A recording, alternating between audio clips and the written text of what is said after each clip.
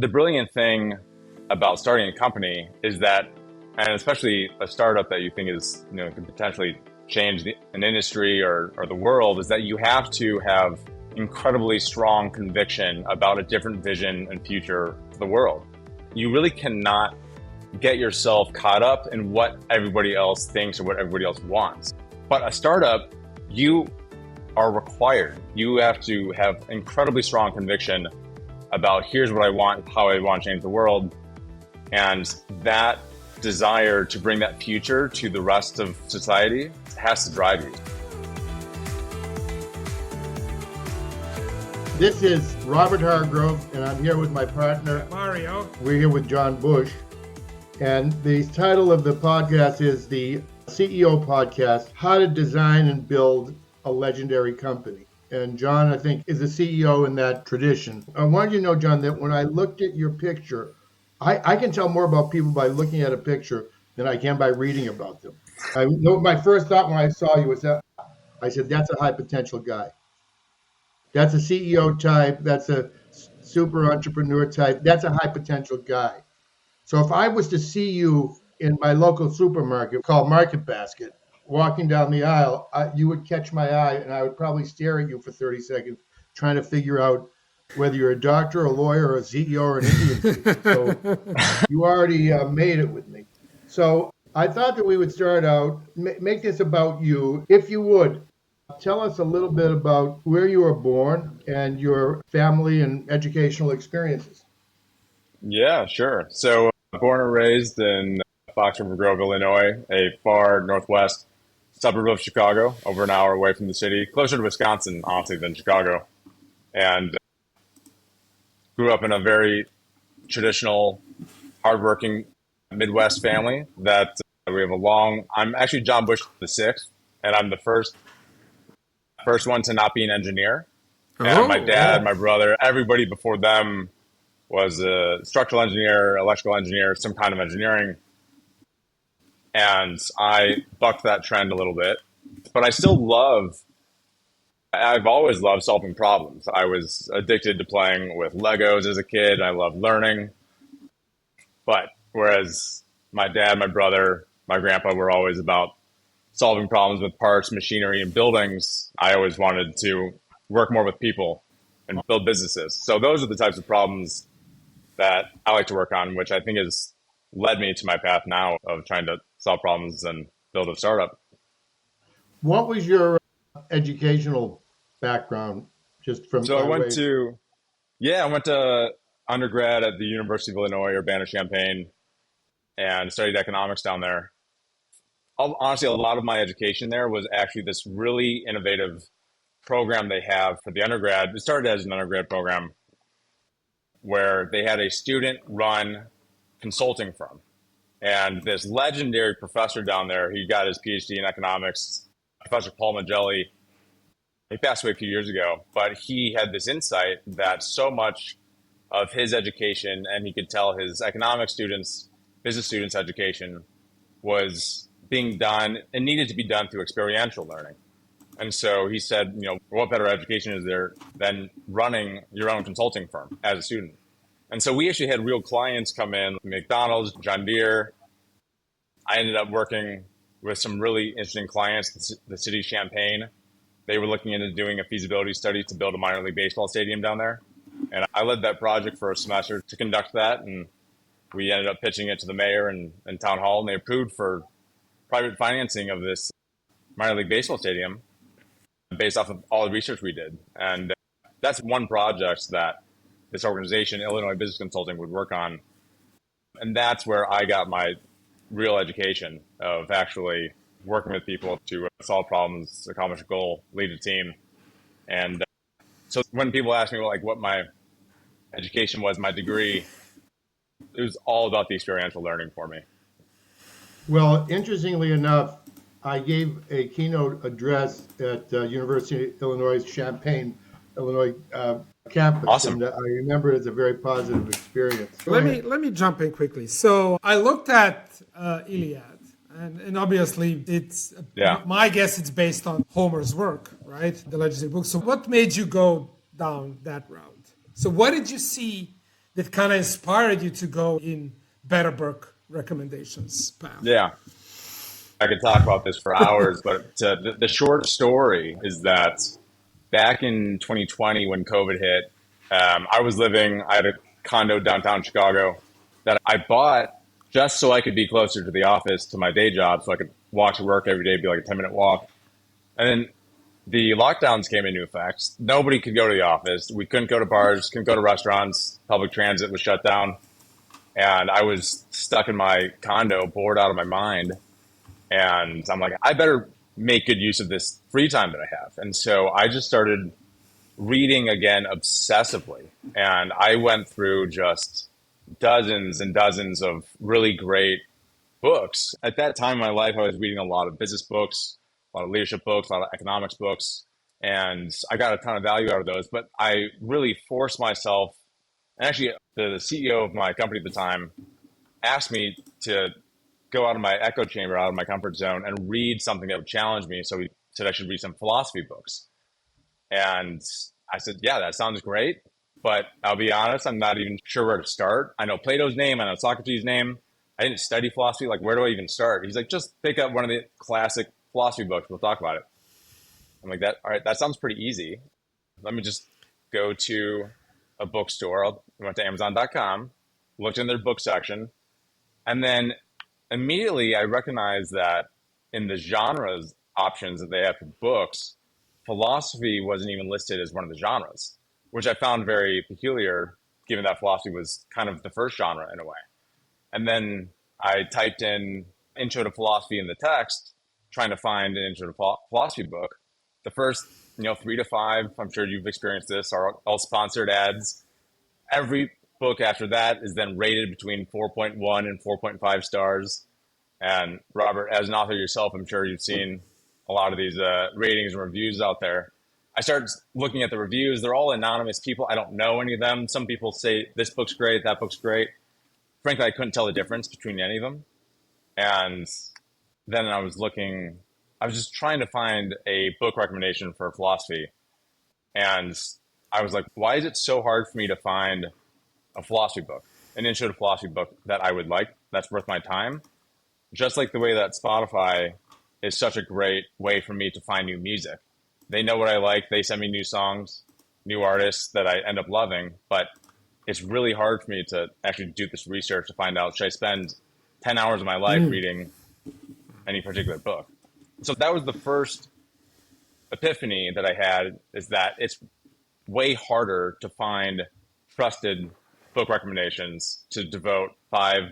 Because, some books take 50 hours of your life to read. Some of them are massive. Let me maybe piggyback a little bit on this. And this is something that is always fascinating me. So you have an idea, you decide, all right, I'm going to devote a significant amount of my life to building something like this. So how did you choose your co-founders?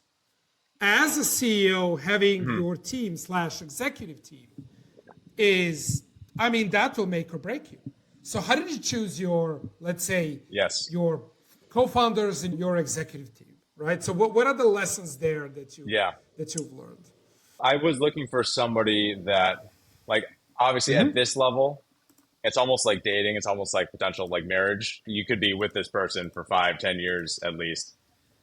You have to really know that they're going to be a great person to partner with. So competency is just utter minimum threshold there. Beyond that, I look for the intangible benefits of, I want somebody that's going to challenge me. I want somebody that's going to push back on me. I want somebody that is going to make me better. I'm going to make them better.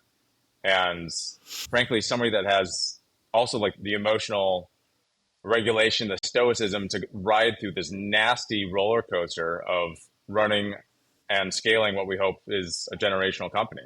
It's not easy every single day.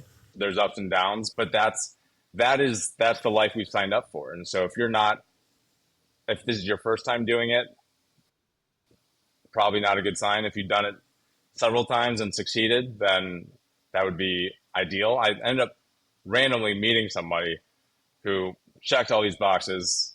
We almost went on, I'll call it co-founder dating for a while. For months, we met in person, we were texting, we were sharing ideas. And then it wasn't until October of last year that we both agreed, all right, let's do this. I think we're ready to actually try this thing out. And my co-founder, Ivan, is just an absolutely brilliant CTO, technical co-founder. He started a company. He has 150 developers and designers that report to him now, and he's looking to go start his next big company. So I'm actually trying to get him to move to the US and work with me in person here full time. But yeah, so that's what I look for in a co-founder. If you don't mind, I'd like to step back a moment in the chronological flow of your life. Come back to Mario's questions about the co-founders and the company. But when I looked you up on LinkedIn, and I didn't expect to find something meaningful, but I did. And here's what it said. 10 years ago, I read a book that changed my life.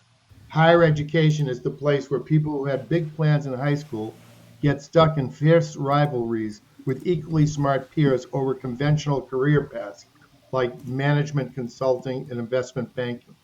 I was a management consultant when I read this passage. I had big plans in high school and felt the never ending competitive nature of the career I had worked so hard to attain. The single sentence made me question everything. And then you go to a startup is the largest endeavor in which you can have definite mastery. You Well said. have agency, not just over your own life, but over a small and important part of the world. So I thought that was a brilliant comment. We would appreciate if you would elaborate. Tell us more about it. I love that passage so much. I got chills having you read it back to me. I got chills the first time I heard it. It basically, that was the first time in my life when I read that sentence literally 10 years ago. The book 0 to 1 came out in 2014. I read that and I realized, oh my gosh, none of what I've wanted to do in my career has been what I actually wanted to do. It was what I saw other people wanting to do. And I really had not done the work of asking myself what mattered to me and what I really wanted.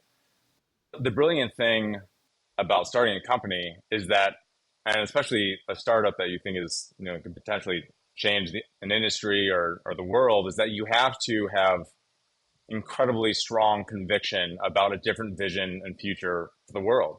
You really cannot get yourself caught up in what everybody else thinks or what everybody else wants. And so when I was a consultant, it was so funny because so many people talked about why we were all there. And they said, yeah, well, this is a great place to start my career, and then I'll figure out a different career I want to jump into, or I'll jump into industry. Maybe I'll go get my MBA. And to me, I started to realize that all of these people, including myself, we were just kicking the can down the road of actually asking ourselves what we really care about. But a startup, you are required. You have to have incredibly strong conviction about here's what I want, here's how I want to change the world.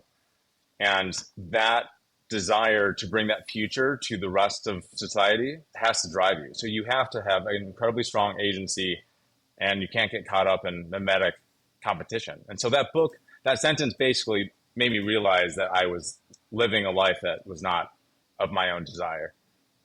One of the things that Mario and I have been discussing is the difference between, let's say, good CEOs and great CEOs. And I think good CEOs spend most of their time optimizing the present. Most of the CEOs I coached over the years, that's what they did. They were optimizing the present, running the business.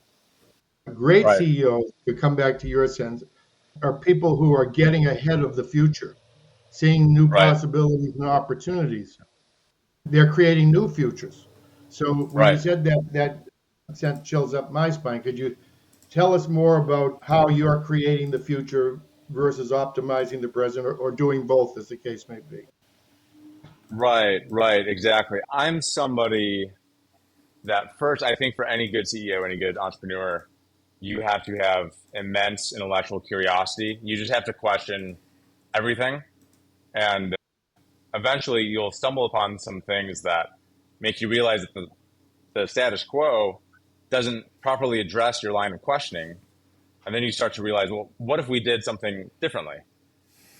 And then what if other people also wanted to see this different? Would they see value in this? And would they see so much value in it that they would pay for it? And how would this change people's lives? So I started to just questioned a few things, which is one, how do we make it engaging and provide a sense of community and achievement around reading. Is that even possible? I want more people to read books. It's my mission in life to get more people to read. And I started to look at the problems that I had. The very simple one was finding a good book recommendation. So I just started to ask, well, what are the ways that people are most likely to buy books? You would look at newspaper ads, you would look at bestseller lists, you would look at Google ads.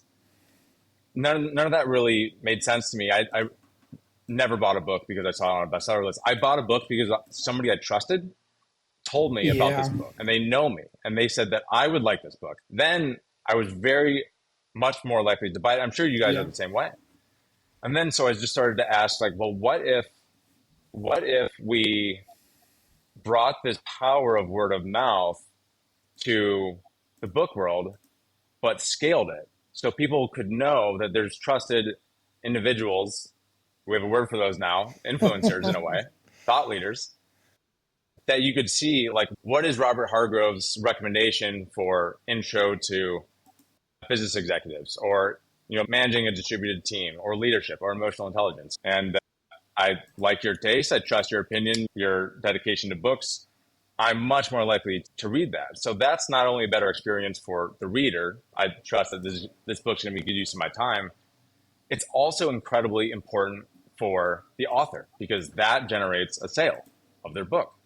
And so many authors do not want to be marketers. They want to be writers. They're honestly, I view them as artists, honestly. I know I know someone on And this podcast who can very much relate to that.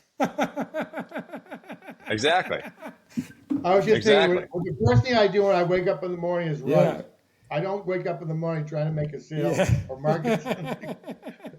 That's amazing. And Robert, I mean, that's what I want you and every other author to do. I want you to dedicate your time to your craft, to getting your messages and ideas and stories out to the world. But you focus on the actual book, and then let's build a platform that enables word of mouth at scale to find that reader who needs your book. And so let's build a platform to enable all this. And there's so many, not only do I think there's a product potential here, but I think there's so many ways to actually turn this into a business and monetize as well. So I just started asking these questions, and the more that I started asking them, I realized nobody else is working on this, and who else is going to do it? Might as well be me. One of the things I noticed Mm-hmm. on social media is that writing books about marketing books or marketing ideas have replaced the actual writing of books. I mean, there's more books written about how to market something, market yourself as a consultant, Yeah. coach, market yourself, than there is actual people Yes. coming up with game-changing ideas. Right. Exactly. Why do you think that is? Well, I can jump in. I Go mean, ahead. look, the books on how to sell something or how to market something are written by marketeers, people who can actually do this. So they are selling what they know how to do, which is marketing. And when you Yeah. say, okay, well, how do I actually write a book that will impact the world? Or how do I do one line of job? How do I become the best possible engineer?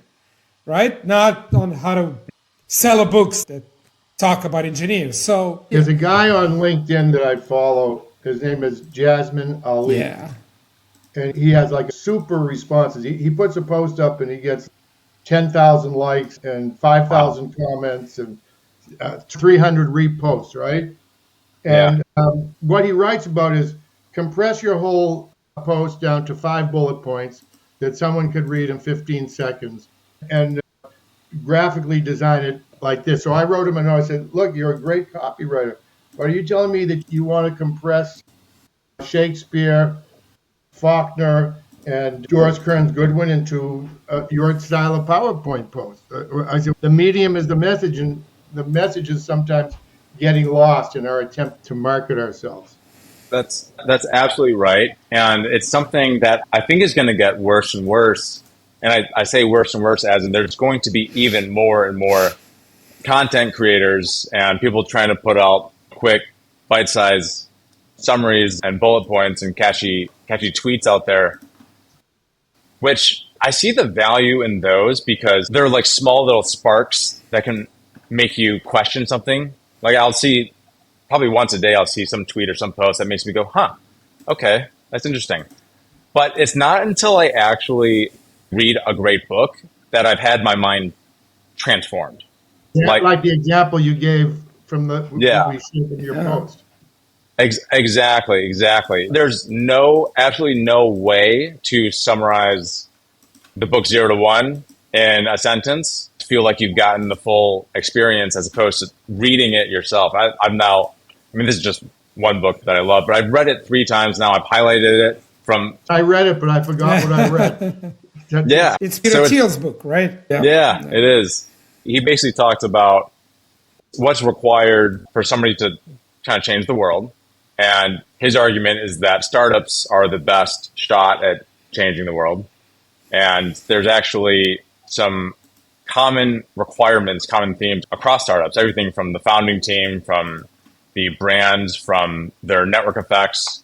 He talks about different psychology in there that's required to bring this to scale. He states so many unique and potentially upsetting ideas in there in such simple ways. Like when I first read that, management consultants don't solve that hard problems. It upsets a lot of management consultants when they hear that. But if you're a management consultant like myself at the time, who's really trying to understand the insight behind that, you can actually have your mind changed and transformed. And so that's something that I think only books, and some frankly, some like really great long form podcasts I've listened to for like 3-hour long conversations. Those have changed my mind, but like a tweet or a LinkedIn post has rarely like transformed my mind. Well, 0 to 1 is actually one of the rare books I've read that still stands today, even if, what's it been, 10 years since it's been published? Something like that, right? 10 years? Yeah. I read a lot. I read about between 50 and 60 books every year. That includes audiobooks and let's say, paper. And that's one of the books that I do remember. What the author was saying. Yeah. What is the conclusion? Like, what are the action steps? What do you need to do? So, well, look, 3 of us now spent 4 minutes talking about one book that we all recommend. Yeah. That kind of changed our lives. Yeah. So maybe you're onto something there. Right. Yeah. I can guarantee this 4-minute conversation, this episode, if it's posted and people are listening to it and they've never read 0 to 1, they're now intrigued. This word of mouth that we're having, this is a one-time conversation we're having. This conversation may live for 100 years. And this is word of mouth at scale. This is something that actually sells books. And this is actually something that I'm surprised that nobody else has built before. I think it makes so much sense. All right. Well, since we are getting to the close, I would like to ask like a standard podcast question. That is, if you would get a big billboard up on the busiest highway, what would that billboard say? Like, what would be that one message in one sentence that you would like en masse people to see? It's a great question. I'm trying to get it down to a billboard bite-sized sentence. I would say something like, live your life with a positive mentality. My sentence is, everything rises and falls on leadership.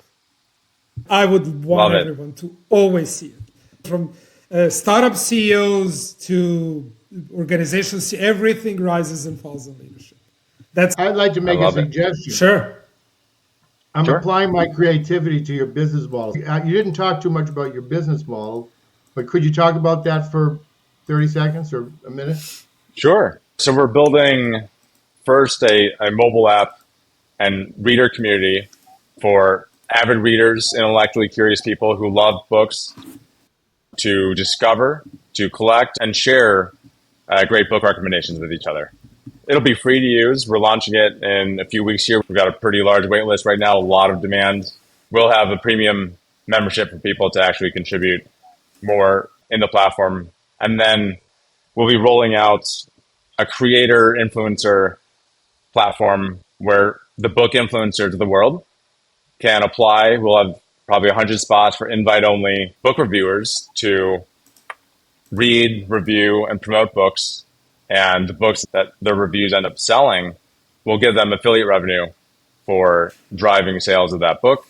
And people, our readers, can also find these trusted recommendations. So we'll have a premium recurring revenue model as well as this revenue share model with the influencers. Nice. All right, picking up on what Mario said, is he believes at the end of the day, it's leadership matters. I didn't say it as well as you, Mario. Would you repeat Since that? everything rises and falls on leadership. Right. And so our motto is better leaders, better world. So I think the word community is an excellent word. I think you want to build a community of people, I believe, who are not only readers of books, but want to do something to change the world for the better, who believe in better leaders, better world. And I started to have an image that you would have a combination of an online app and special get-togethers like the 90-Second Why in New York, where they bring you ought to check that out. They bring together authors and somebody interviews them on the stage, and the people that join the meeting in this big meeting room are all members of a community. So awesome. I started thinking about that as you, is that this would be great. Your mission is to build a community of people that, I think you said something about transformation earlier, but let's say want to be better leaders, make a better world, make a difference in their lives. And you bring together people in real time and make it a special event backed up by this online platform. Yeah. That community could grow and grow and grow and grow. And I hope it's very successful and you become a billionaire. Let's put it that way. There's nothing wrong with that. That would be a great outcome. But I love that idea. I think it's got so much potential, and especially in this day where so many people work from home, people are longing to get out of their house more. Yeah. And the best options for that are going out to dinner and eating or drinking at a bar. I'm longing for in-person community with other intellectually curious people to talk about and share books and ideas. I would join that community in a heartbeat, and I hope to build it online first and then offline in every city across the country. Nice. I can just imagine a member of your community saying, Joe, I read this book last week and it was amazing. You've got to read this. And having that go and go and go. Exactly. And we'll have to have some authors swing by. So Robert, next time you're in Chicago, maybe you can meet up with some of the local Chicago members. Sounds great. I mean, actually, you could have a chapter in every city, and you could get some of the best-selling authors in the world to come, which would help to promote the whole thing. So feel free to call us if you need some more brainstorming. Yeah, love it. Thank you. Mario, how about you have the last say? Well, John, it was a pleasure having you. Thank you so much for joining us. Since we are at our beginnings, you can see that we are a little bit, both enthusiastic and a little bit disorganized, but it's fine. We are a startup like you. But we do have the passion, especially helping CEOs and helping transform this planet that we are living on to be a better place for everyone. So thank you so much for joining us on this call. It's been a pleasure. And call us up if you want to flesh out this idea further. We'll do. I could envision it as you were talking. Yeah, awesome. Well, I'll sign you guys up for our pilot program. We can have you provide some feedback on the community itself. And remember what I said when we first got on the line. I saw that picture. I said, that guy's got a lot of potential. Yeah. I'm usually wrong about a lot of things, but not that. The face never lied. I love that. It's a great line. That could go on a billboard. But I'm very excited. The future's bright and excited to see where this grows. All right, great. Great to talk to you. Great to talk with you guys as well.